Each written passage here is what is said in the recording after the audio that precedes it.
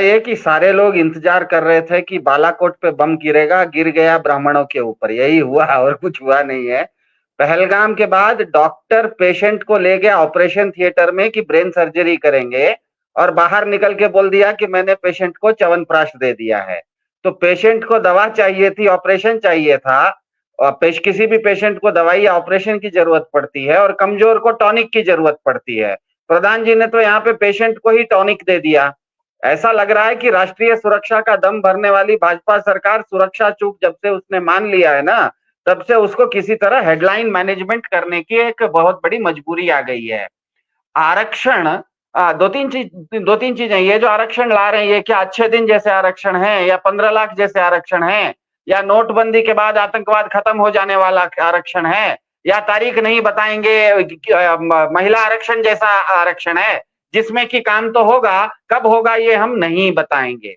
तो सबसे बड़ी बात है कि मैं बहुत ध्यान से मैं आपका कार्यक्रम चलते समय भी मैंने एआई को एक स्पेसिफिक सवाल पूछा, आर्टिफिशियल इंटेलिजेंस को, कि कल भारत सरकार का मीटिंग खत्म होने के बाद उन्होंने एग्जैक्टली किन शब्दों में क्या कहा कास्ट सेंसस के बारे में।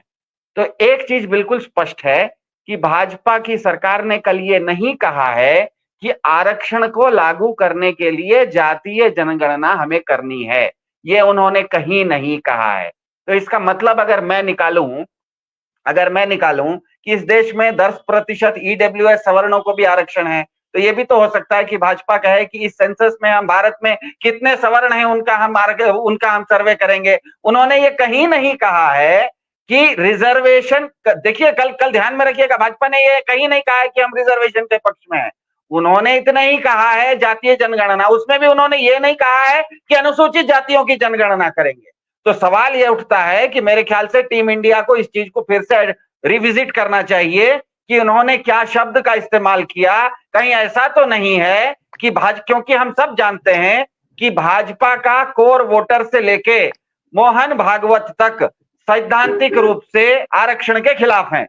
सबको पता है भाजपा का एक साधारण कोर वोटर से लेके भाजपा के मोहन भागवत तक जब पूरा का पूरा इकोसिस्टम सिद्धांततः आरक्षण के खिलाफ है, और कल उन्होंने जो बात कही उसमें भी उन्होंने आरक्षण शब्द का इस्तेमाल नहीं किया, तो कहीं ऐसा तो नहीं होने वाला है कि ये जातीय जनगणना के नाम पर 10% सवर्णों को जो आरक्षण अभी मिल रहा है उनकी गिनती कर लेंगे।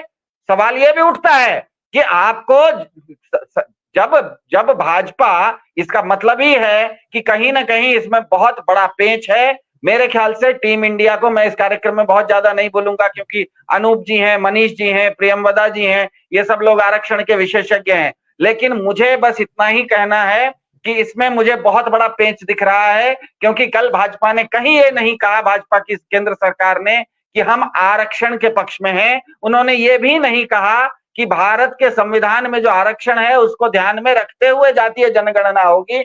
इसका मतलब तो ये भी हो सकता है कि आप इस देश में कितने सवर्ण हैं जो 10% ईडब्ल्यूएस में मिल रहा है, हम उनकी गिनती करेंगे, ऐसा भी तो कल कह सकते